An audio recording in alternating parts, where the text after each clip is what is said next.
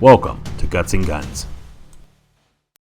Have you ever had one of those rare days where everything just clicks? You're completely in sync, navigating challenges smoothly, your decisions feel right, and you're just present. It feels amazing. Yeah, absolutely. And then, of course, there are those other days, the opposite, where you feel off, internally distracted, maybe like you're missing something important, just completely out of sync. Have you ever stopped to wonder what really separates those moments? It's a huge difference, isn't it? And, that gap between feeling totally tuned in and feeling, well, adrift, it often comes down to a couple of unseen forces really shaping our reality. Exactly. And that's really our mission today on the Deep Dive. We're pulling back the curtain on two fundamental forces. Think of them as the unseen architects of our lives, self-awareness and situational awareness. Right. They really dictate the quality of how we engage with everything from tiny personal choices to, like, complex social stuff, even split-second safety decisions. And what's so fascinating and what we really want to dig into is that these aren't just separate ideas floating around. No, not at all. They're deeply interconnected. They form this powerful kind of dynamic synergy. So our goal today is to unpack how these two cognitive processes actually work together, understand their profound impact on you, and maybe most importantly, give you some practical ways you can cultivate them so you can navigate life more effectively, more intentionally. Sounds like a plan. Where should we start? Well, let's start with our inner world, our internal compass, as you called it. When we talk about self-awareness, what are we really zeroing in on? Okay. So at its core, self-awareness is your ability to genuinely recognize your own character, your behaviors, attitudes, strengths, weaknesses too. It's about understanding your values, passions, thoughts, feelings. And crucially, their impact. Yes, exactly. Especially their impact on other people. It's that internal voice asking, what am I feeling right now and why? So it's not just this vague, fuzzy feeling. It actually has distinct dimensions. Right. Oh, absolutely. And a few are really key for everyday life. First, there's internal self-awareness. That's knowing yourself through honest introspection, your real values, thoughts, feelings. Super important for making decisions and handling, daily challenges. Okay, knowing yourself from the inside. Right. But then there's external self-awareness, which is fascinating. This is about understanding how other people see you. You come across. Precisely. And you mainly get this by actively seeking feedback. It's how you uncover those blind spots we all have. It helps you align how you see yourself with how the world actually perceives you. Which must be huge for building empathy in relationships. Huge. It really is. And within that inner landscape, emotional self-awareness is highlighted as, well, absolutely vital. Recognizing your emotions and their effects, why is that such a cornerstone? Good question. It's because it's the foundation for good intuition and making sound decisions. If you don't get your emotions, they can subtly, or maybe not so subtly, steer your choices in ways that aren't helpful. Okay, so it underpins emotional intelligence. Exactly, it's the bedrock. And building on that, you have metacognition. Fancy word, but it basically means thinking about your thinking. Ah, okay, like observing your own mental processes. Right, monitoring your own mental states. A strong sign of a well-developed self-concept. But the key thing to grasp here is that self-awareness isn't, fixed. It's not something you're born with at a certain level. It's a skill. Absolutely. It's a skill you develop and refine continuously through practice, like calibrating your internal experience against external reality over and over. Okay, so if self-awareness is our inner compass, mapping our internal world, then situational awareness must be our external radar. How does that radar work, practically speaking? Yeah, good analogy. Situational awareness, or SA, is all about understanding your immediate environment, its key elements, how they're changing, moment to moment. So more specifically, it's about perceiving things in the environment, comprehending what they actually mean, and then this is the crucial part, projecting their status into the near future. Okay, projecting forward, that feels really important. It is. It's what makes it adaptive, this kind of externally directed consciousness. So it's not just seeing things, it's understanding the meaning, and like you said, predicting what might happen next. That feels like the real game changer. It absolutely is. And there's a widely recognized model for this Ensley's 3 levels that explains this progression really well. Okay, break that down for us. Level 1. Level 1 is perception of elements. This is the base layer, just observing, detecting cues, recognizing objects, events, people, their current state. Think of a pilot noticing the wind speed or maybe hearing an unusual engine noise. Right, just the raw data you're taking in. Got it. What's level 2? Level 2 is comprehension of the current situation. This is where you start to synthesize that raw information. You put the pieces together to understand the meaning. You're forming a holistic mental model, like a gestalt, a complete picture of what's going on. Okay, so not just seeing numbers, but understanding what they mean together, like the power plant operator example you mentioned earlier, integrating variables to spot a problem. Exactly that, understanding the significance. And the final level, where the sort of mastery comes in. Indeed. Level 3 is projection of future status. This is the highest level. You're predicting likely future scenarios based on your current understanding. This predictive ability is absolutely critical for being proactive, especially in dynamic, changing environments. Thinking steps ahead, not just reacting. Precisely. An essay isn't just about those levels. It also incorporates spatial awareness, timing. It's influenced by you, the task, the environment. It's complex. Okay, this is where it gets really interesting for me.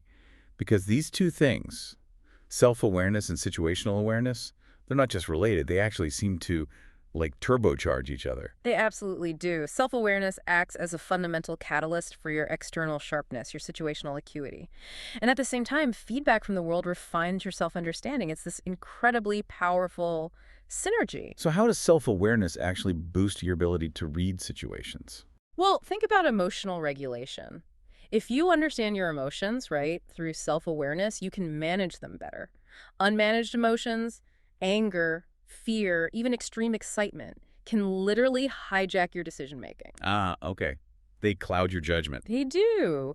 They can cause what some sources call cognitive tunnel vision. You narrow your focus, miss important cues, but if you're self-aware, you can maintain internal clarity. So if I'm internally calm and aware, my brain isn't bogged down by inner turmoil.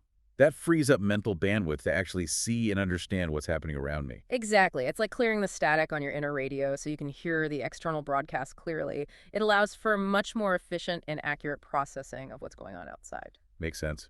And what about biases? You mentioned those earlier. Right. Self-awareness is crucial for mitigating cognitive biases. We all have these mental shortcuts, these ingrained patterns of thinking that can seriously skew perception. Confirmation bias, things like that. Seeing what we expect to see. Yep. Confirmation bias, optimism bias, you name it. Self-reflection, which is core to self-awareness, encourages you to slow down, to question your assumptions, to say, wait, am I just seeing this because I want to? It pushes you towards more objective assessments. That's a powerful countermeasure. So this all flows into enhanced decision-making, presumably. Absolutely. High self-awareness leads directly to better goal setting and more effective decisions. When you're self-aware, you make choices more consciously, accounting for your own potential biases. You manage expectations better. You stay in sync with your performance, as one source put it. Which lets you be more proactive, shape things, maybe avoid negative situations altogether. Precisely, which ultimately cuts down on stress and leads to better outcomes overall. Okay, so that's how self-awareness fuels situational awareness. But you said it's reciprocal. How does observing the outside world refine our self-understanding? Right. The feedback loop. Actively observing and understanding the external environment, especially how other people react to you, which is key for essay and social settings, provides crucial external feedback. Feedback you might not get just from looking inward. Exactly. This external data is indispensable for developing that external self-awareness we talked about. It helps identify those personal blind spots that pure introspection often misses. Like the leader seeking feedback example. They observe the team's reactions, SA, to understand their own impact. Self-awareness. Perfect example. It's this continuous loop. External observation informs internal understanding, and vice versa. They constantly reinforce each other. Okay, so let's bring this down to earth. How does this dynamic interplay actually show up in our lives? Where do we see these unseen architects at work day to day? Oh, it's everywhere. Let's start with something common. Navigating social landscapes. Relationships, work interactions, parties. Right. Self-awareness helps you understand your own communication style, how you tend to react, and how that might affect others. That fosters empathy. And situational awareness in that context is reading the room. Exactly. Picking up on subtle social cues, body language, tone of voice, the general vibe, interpreting that nonverbal communication, and then crucially, adapting your own behavior accordingly. So the combination leads to better communication, more empathy, maybe handling conflicts better. Vastly improved communication, deeper empathy, better conflict resolution, absolutely. Our sources even mention a social contagion effect. Oh. Yeah, where a leader's combined self and situational awareness can positively influence the whole group's awareness and effectiveness. It makes the team more cohesive. Interesting. Okay, what about safety? That seems like a big one for situational awareness. Huge. Safety and risk perception. Situational awareness is paramount here. It's about identifying potential hazards, maybe noticing a wet floor, Yeah. anticipating a car pulling out unexpectedly while you're driving. It allows for rapid, informed decisions. Directly preventing accidents. Correctly. And self-awareness plays a key role too because it influences how you perceive risk. If you lack self-awareness, you might have that unrealistic, optimistic bias thinking, oh, that won't happen to me. Whereas someone more self-aware might more accurately assess their own vulnerabilities or limitations and take precautions. Exactly. They mitigate risks proactively. And practices like mindfulness, just paying attention on purpose in the present moment, directly boost SA for safety. So it's not just for high-risk jobs like firefighters. It applies to everyday things like driving. Absolutely. Driving on autopilot is a classic example of low SA, and it's incredibly dangerous. This synergy of awareness fundamentally shifts safety from being reactive, dealing with accidents after they happen, to being proactive and preventative. That's a powerful shift. Yeah. Okay, one more area. Leadership and personal growth. Yeah, self-awareness is often called the anchor for effective leaders. It fosters authenticity, which builds trust and loyalty. It helps them set realistic goals for themselves and their teams. And combining that with reading the room, Mm-hmm. the situational awareness part. That combination allows leaders to fine-tune their interactions, boost their influence, make sound decisions under pressure, manage their own stress effectively, which is huge, and delegate tasks more strategically. It's foundational for growth. Okay, so the benefits are clear. But what happens when things go wrong? When our internal compass fails or our external radar is off? What are the real pitfalls of unawareness? Well, the consequences can be pretty significant. Let's start with low self-awareness. Individuals like this often have an, let's say, inflated opinion of themselves. Right. We've probably all met someone like that. Probably. They tend to react defensively to feedback. They can be genuinely blind to their behaviors and how they impact others, potentially causing hurt without even realizing it. In group settings, they often overestimate their own contributions. Which must lead to frustration and friction within a team. And poor decision-making seems inevitable too. Almost guaranteed. Unacknowledged biases, impulsiveness driven by unchecked emotions. It all gets in the way. Plus, it severely hinders empathy. You can't understand others if you don't understand yourself. This leads to communication breakdowns, misunderstandings, strained relationships. Unresolved emotional issues are really common too. Okay, so that's the internal side. What about low situational awareness? That's a primary factor in, frankly, accidents and failures across so many industries: healthcare, construction, transportation, you name it. Because people miss things. Exactly. It leads to missed warning signs, overlooked hazards, or failure to notice critical changes in the environment. And the consequences, as we touched on, can range from minor errors to injuries or worse. Absolutely. Think about clinical settings. Compromised judgment can lead to adverse patient outcomes. In workplaces, distractions are a huge culprit. Like the forklift operator on their phone example. Perfect example. Distractions, fatigue, mental burnout, even overconfidence thinking you know the situation when you don't all degrade SA. And you mentioned a vicious cycle. How did these two failings feed into each other? Right, this is critical. Low self-awareness directly messes with your ability to objectively assess situations. Why? Because your internal biases, your denial, your lack of understanding about your own emotional triggers, they literally prevent you from seeing reality clearly. You avoid confronting difficult truths both about yourself and the situation. So internal blind spots create external blind spots. And does it work the other way too? It does. Persistently low situational awareness can actually worsen internal issues. Imagine someone constantly scanning for threats, hypervigilance. That state can lead to chronic anxiety. Which then eats up mental energy. Exactly. It depletes your attentional resources, it hijacks your cognitive processes, alters your perception further, negatively impacts decision-making. It creates this downward spiral where poor external awareness fuels internal stress and anxiety, and that internal state then makes you even worse at perceiving the external world accurately. Wow. So the cost of ignorance, as the sources put it, isn't just in those high-stakes jobs. It shows up everywhere. Everyday life, work stoppages, low team morale, strained family relationships, missed opportunities for connection or advancement. These seemingly small lapses add up and can significantly diminish your quality of life.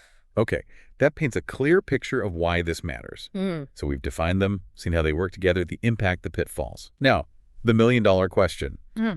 How do we actually get better at this? How do we cultivate awareness?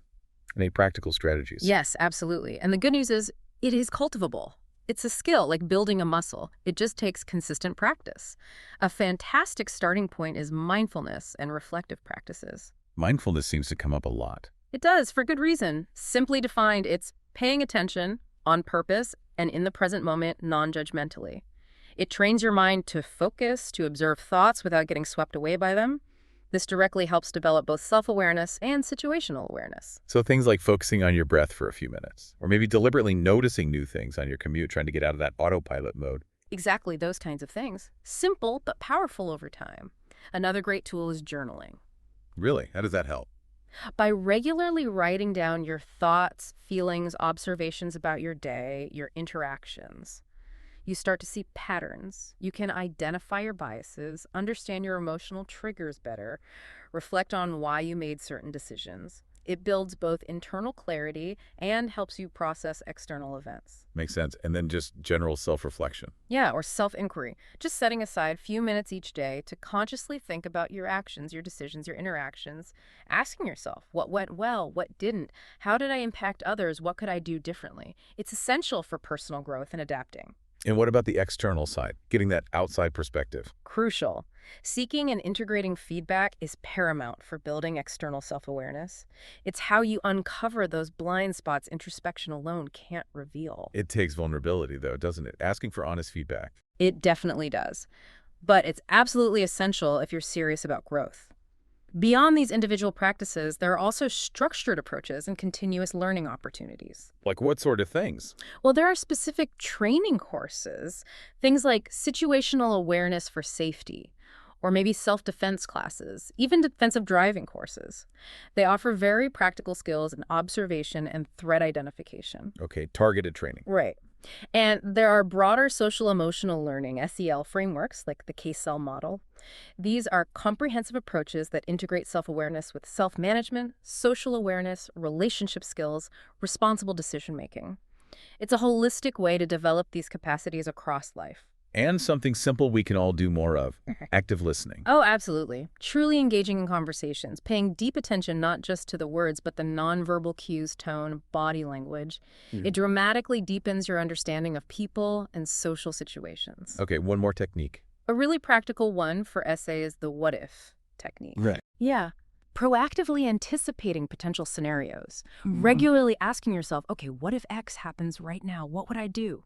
Mentally rehearsing responses trains your mind to be more prepared, less reactive when unexpected things do happen. That's a fantastic toolkit. Lots of actionable things there. Definitely.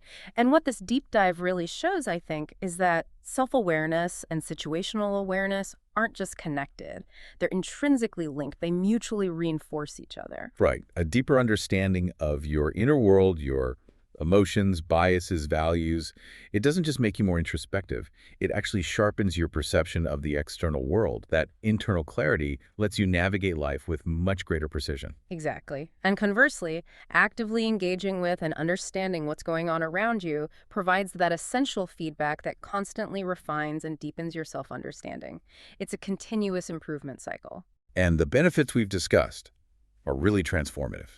Better decisions, stronger relationships built on empathy, enhanced safety for yourself and others, more effective leadership. It's about shifting from just reacting to life. To proactively anticipating, shaping, creating more favorable outcomes. So cultivating this awareness, it isn't like a destination you arrive at, is it? Not at all. It's an ongoing journey, an enriching process of continuous development. By embracing these practices, mindfulness, reflection, seeking feedback, learning things, you really can move beyond operating on autopilot. You can take the reins. It feels like this conscious commitment empowers you to live more intentionally, more adaptively, more effective. It truly does. So the final thought for you, our listener, is, what does this all mean for your life? It means you're not just passively experiencing things. You genuinely have the power to become the deliberate architect of your own aware life. So the question is, What will you build with that knowledge starting today? We hope you enjoyed this week's episode. Tune in again.